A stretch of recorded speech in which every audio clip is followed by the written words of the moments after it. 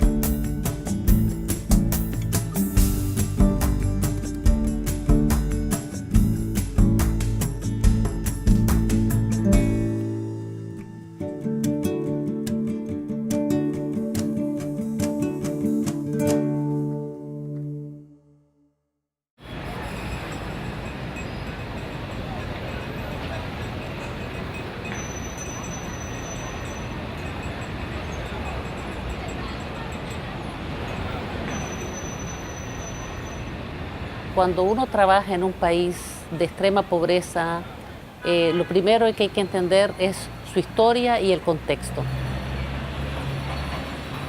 Haití es un país que ha tenido una situación de inestabilidad política y por otro lado también de alta vulnerabilidad a las catástrofes naturales.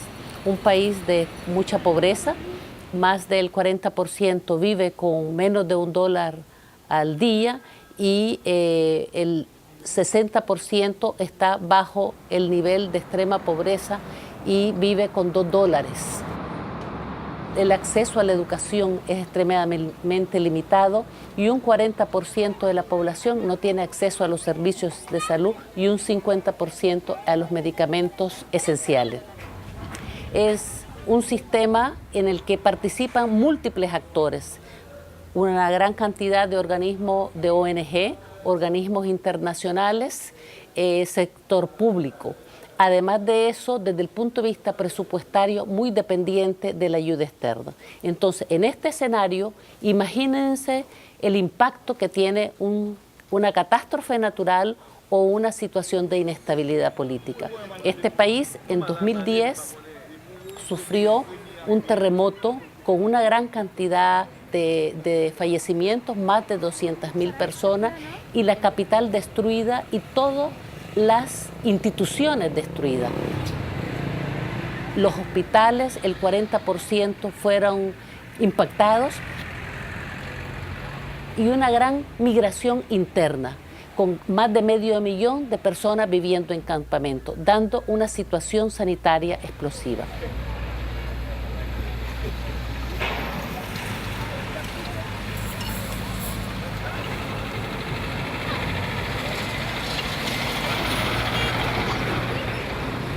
Pero luego, 10 meses después, tiene una epidemia de cólera, una de las más importantes que ha habido en el siglo XX. ¿Cómo trabajar en ese universo, en ese escenario?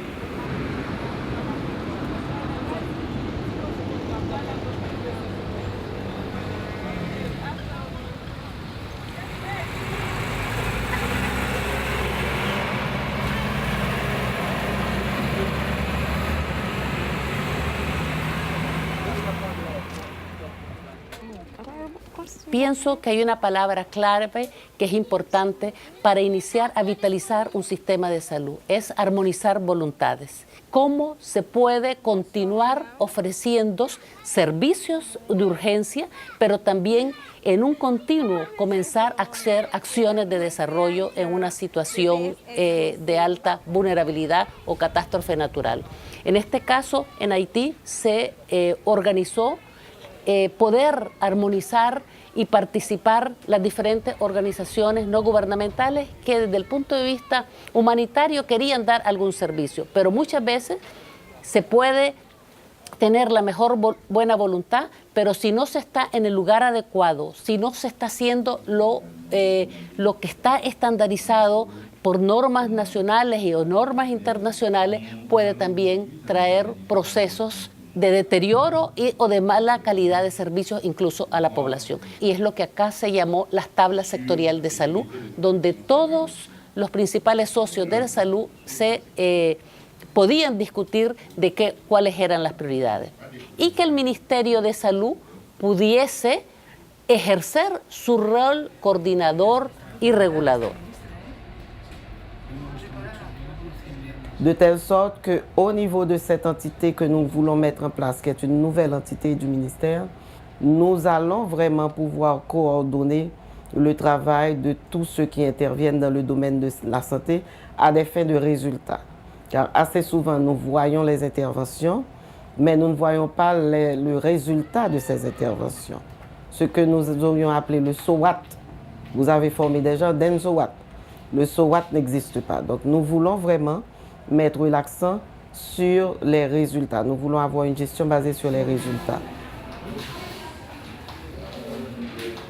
Alors, nous avions eu plusieurs partenaires, plusieurs initiatives de programmes communautaires, les unes différentes des autres. Donc nous voulons maintenant qu'il y ait un programme national communautaire de santé et non pas plusieurs aspects communautaires, même si nous pouvons, dans certains cas, avoir des ajouts, je dirais, au programme national de santé, aux standards nationaux de santé de base, mais nous voulons vraiment arriver à une couverture nationale en termes de santé communautaire.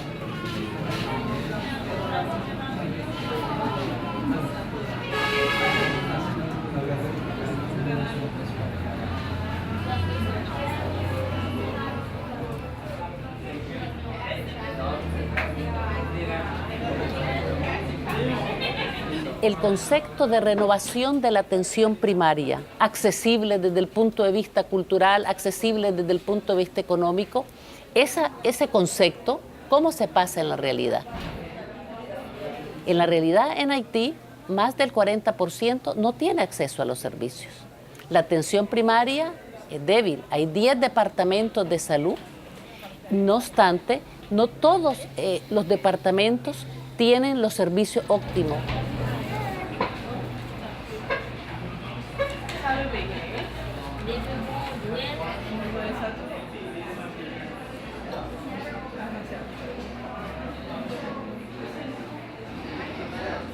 Le système sanitaire haïtien tel qu'il est conçu, la base de ce système est représentée en grande partie par des dispensaires.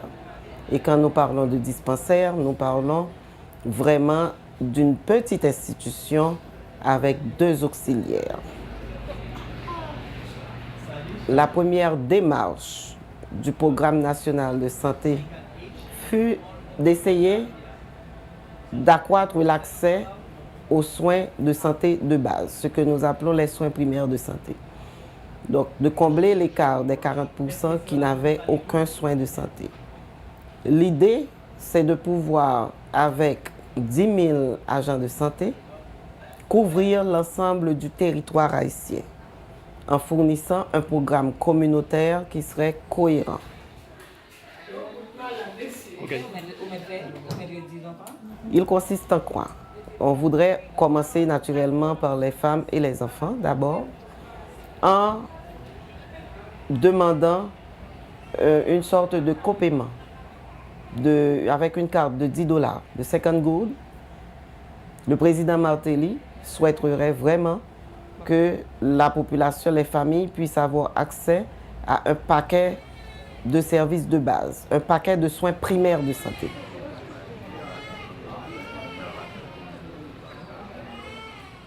Il faudra que l'on inverse ces dispensaires, que l'on convertisse ces dispensaires en centres de santé avec lit.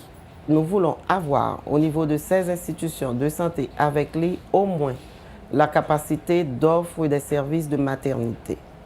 Donc nous allons nous focaliser pour qu'il y ait ce changement au niveau des dispensaires, que l'on puisse être transformé en centre de santé avec lit, à même de fournir des services de maternité.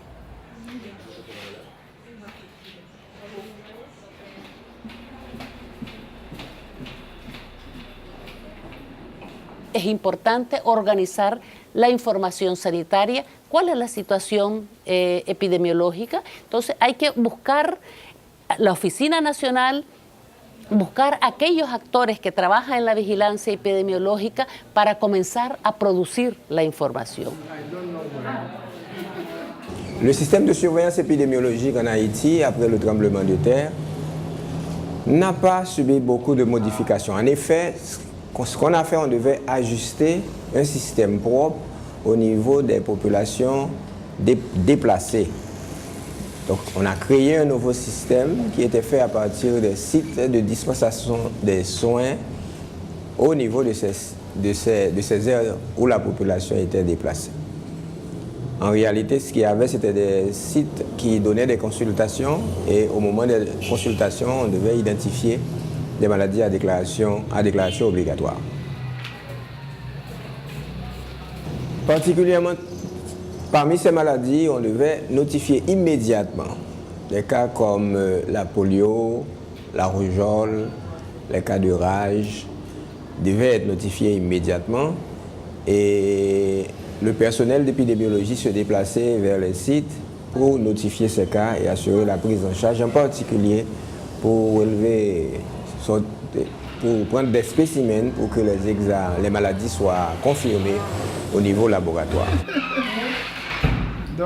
On s'attendait à ce qu'il y ait beaucoup de changements au niveau des indices de mortalité et de morbidité. Après le terremoto, c'est sûr que les changements qui étaient opérés, c'était des causes externes qui étaient liées à l'effet même du tremblement de terre. Mais quant aux maladies infectieuses, il n'y a pas eu de grand changement.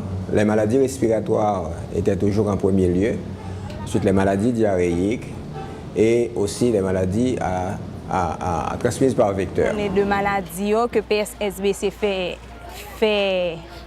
formation pour les gens qui étaient toujours pour passer pour parler. Fièvre, grippe aviaire, fièvre dengue. On croit que vous entendez parler des agents du PSSBC.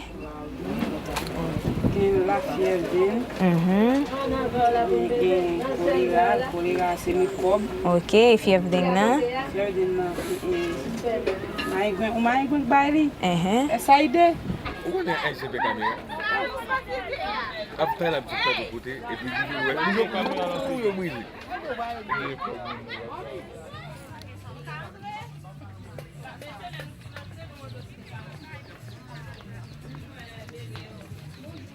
Es que hemos hecho algunas evaluaciones en comunidades y generalmente las prioridades en términos de salud de las comunidades son malaria y dengue.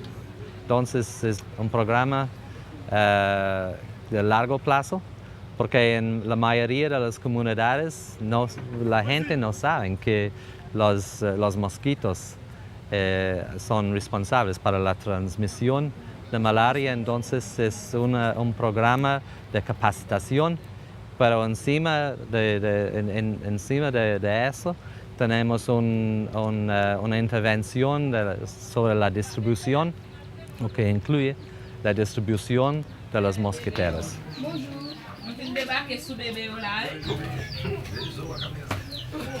Bonjour, comment est madame? Et bon camper au Bachita? Faut-il camper? Porque hay mucha lluvia, hay muchas áreas donde los mosquitos viven, entonces parte del programa obviamente tiene un enfoque en la basura, en la limpieza de los lugares para evitar mosquitos.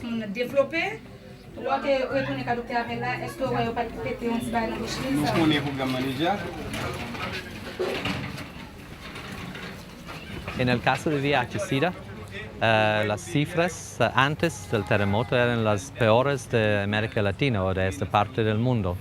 Ahora, después del terremoto, las cifras son mucho peores. ¿Por qué? Porque hay mucha gente viviendo en los campamentos, hay problemas con el exceso de tratamiento y condones, hay muchas más incidencias de prostitución y hay problemas y hay realmente bastantes situaciones de violencia de género. Estamos trabajando en los campamentos con la gente en programas de educación.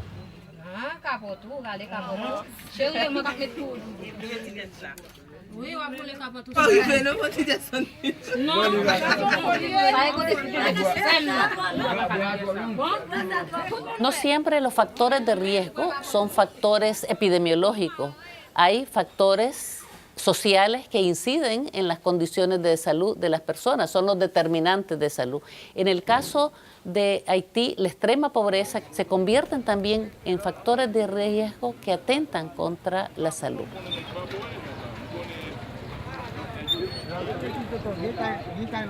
Acá se dio, como señalábamos, en octubre de 2010, una gran epidemia de cólera, una de las más grandes de la historia del siglo XX, más de 524.000 casos notificados y más de 282.000 personas hospitalizadas y más de 7.018 de decesos notificados.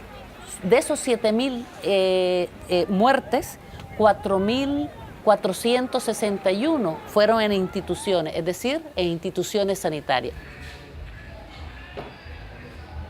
Hay hospitales departamentales que carecen, por ejemplo, de agua potable, no tienen electricidad a las 24 horas y en el caso de la epidemia del cólera, estas instituciones no pudieron hacer, todas ellas no pudieron dar el servicio directo a las personas que estuvieron enfermas por el cólera. Es por eso que se elaboró una estrategia para hacer frente al cólera, poniendo puestos de atención primaria, de rehidratación oral, haciendo unidades de tratamiento al cólera, aquellos donde no era necesario que quedaran ingresados, y haciendo centros de tratamiento al cólera fuera de los servicios, por la fragilidad de los mismos servicios de salud y para evitar la contaminación en los hospitales.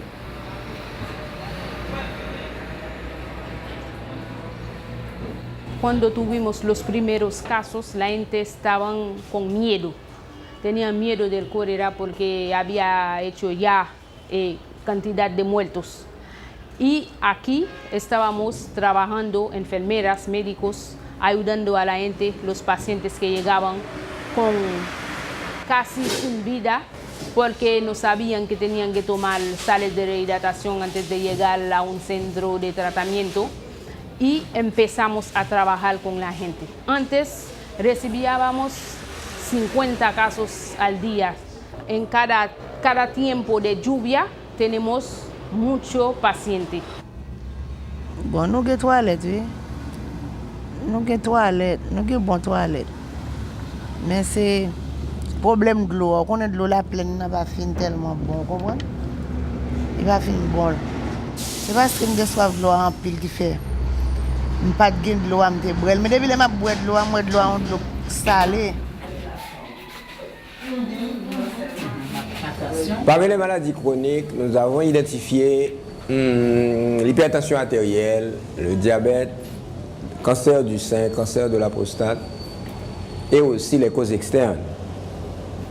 En réalité, dans la liste des maladies sous surveillance apparaît les maladies dont je viens de citer. Cependant, le système de surveillance des maladies chronico-dégénératives n'est pas encore complété parce que la capacité de la direction d'épidémiologie devra être renforcée avant d'introduire ces maladies chronico-dégénératives dans la surveillance épidémiologique.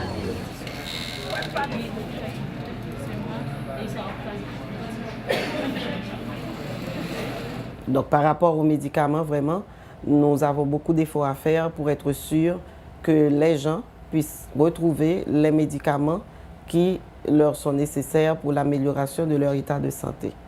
Au niveau de santé publique, au niveau du ministère de la Santé, nous prenons l'utilisation des médicaments essentiels. Ces médicaments essentiels sont en grande partie achetés par nos bailleurs et sont vendus à des prix dérisoires, je dirais, aux institutions de santé que ce soit des institutions publiques ou des institutions privées. Maintenant, le problème n'est pas vraiment la disponibilité des médicaments essentiels. Le problème est comment faire arriver ces médicaments essentiels au niveau des endroits les plus reculés du pays.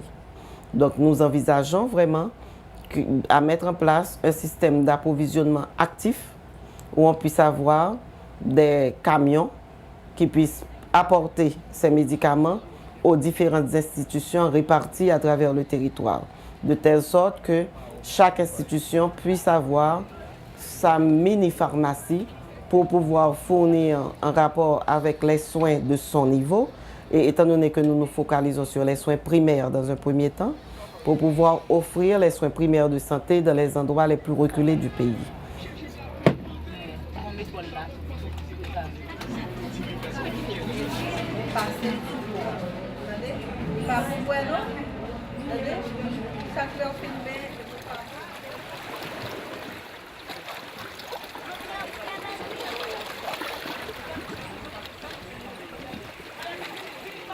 Necesitamos el acceso al agua potable, necesitamos trabajar también en los determinantes de la salud, es decir, agua, saneamiento, manejo de las excretas, inversión en infraestructura para Haití y también a nivel de la educación sanitaria, en lo que yo llamo en la alfabetización a nivel comunitario sobre la preservación y la protección de la salud.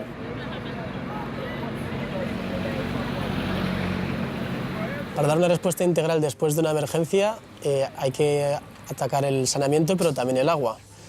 Después de la emergencia se hizo distribución de agua potable en camiones, pero a largo plazo hay que pensar en sistemas de mayor duración como son los pozos.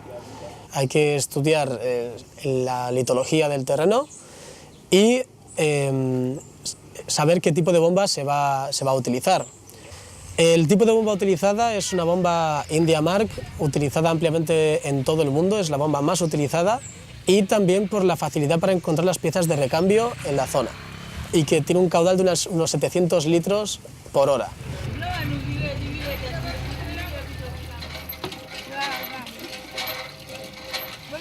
Hay que tener en cuenta también los posibles focos de contaminación que puede haber, es decir, no se puede colocar demasiado cerca de un cementerio, las letrinas tienen que estar colocadas a un mínimo de 50 metros para evitar una posible contaminación por coliformes fecales y pese a que cuanto más profundo menos riesgo de contaminación hay, es importante que el brocal esté bien hecho para que la contaminación superficial no consiga entrar en un acuífero más profundo.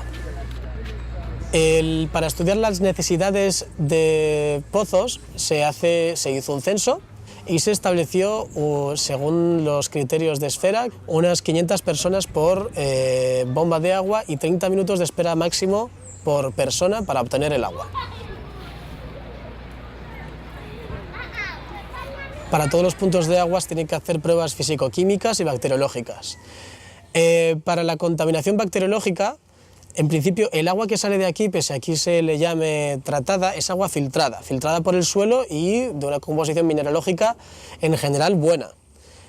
Para todo hay que hacer análisis para comprobar si la cantidad de minerales es adecuada y no solamente hay que traer recipientes que estén bien tapados, sino que lo que se recomienda es añadir una cantidad adecuada de cloro.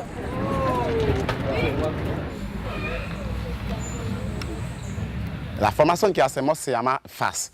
FAS, que es la participación para transformación de higiene y saneamiento. La importancia de la limpieza de manos. La importancia de usar las letrinas, de no hacer la defecación al aire libre. Okay. Y si uno la santé, me parece que no va a hacer rien. Y la gente que participa en la formación, cuando ve las fotos, hace una reflexión.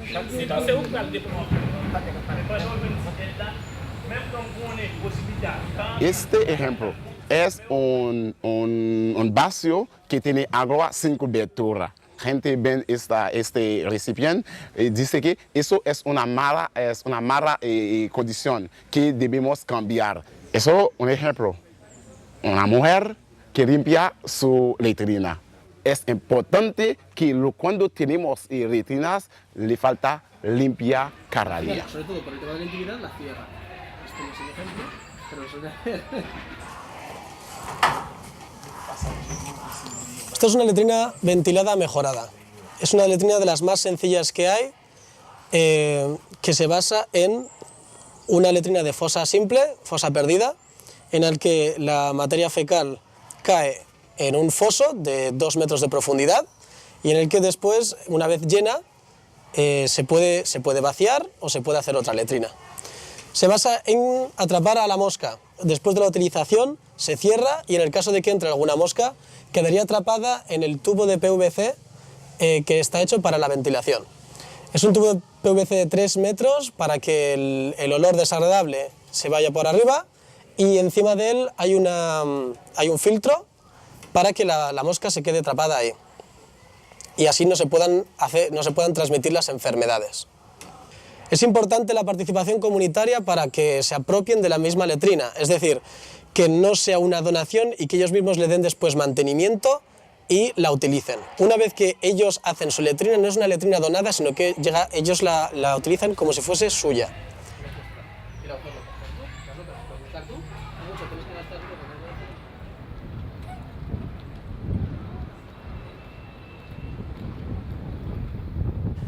Hemos construido en estos 2 años más o menos 27.000 alojamientos para 27.000 familias.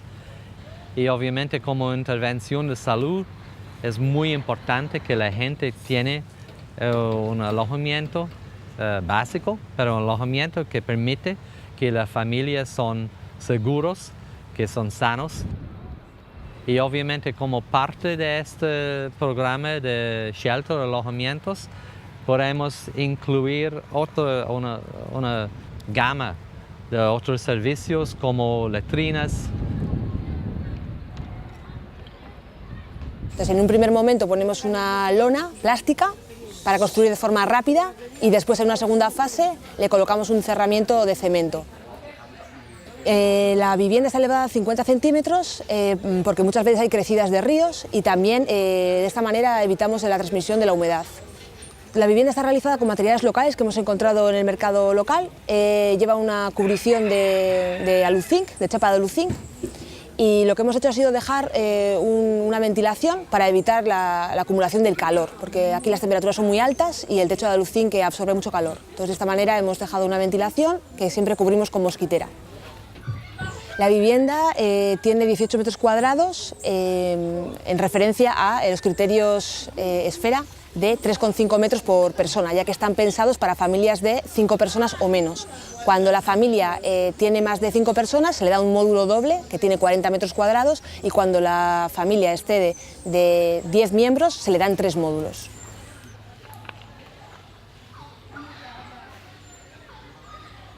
Entonces, los alojamientos para nosotros en salud son sumamente importantes porque es el básico para la salud mental de las familias y los niños, es que ellos tienen algo sólido. Ellos tienen algo que va a durar 5, 10 años y con esto pueden enfocar en otras cosas, en otras prioridades, como tales la búsqueda de trabajo o de educación para los niños. And you'll see lots of families are using their shelters to start up small businesses. There are beauty salons, there are internet cafes, there are shops selling water and food goods, all of which are enabling people to start rebuilding their lives and get back on their feet.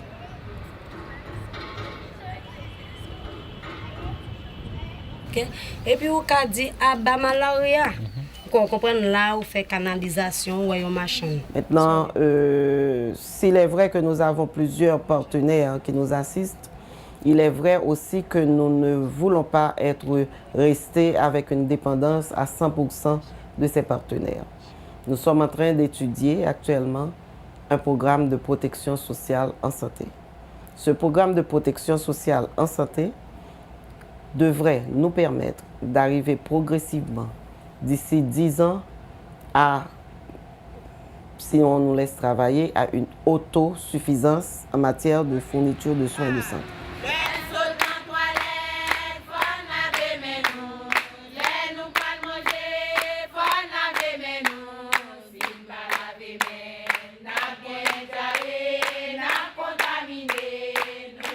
Pudiéramos decir, como concluyendo este proceso tan apretado de síntesis de lo que se ha vivido en Haití y de poder caracterizar su sistema sanitario, que estamos ante un desafío de gran envergadura.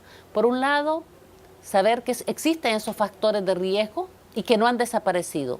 Sigue la extrema pobreza, una gran fragilidad en la infraestructura, pero no obstante hay que hacer acciones que fortalezcan la lucha contra la pobreza, el fortalecimiento institucional y el diseño de un sistema de salud único en la que participen los diferentes actores y que se avance hacia una política pública de protección social, que significa el diseño en Haití con las características de este país, organizar una protección social en salud.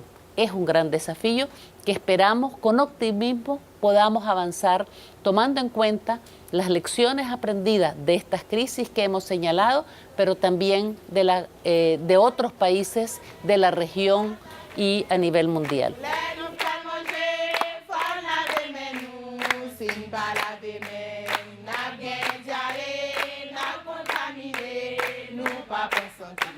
Si nous pas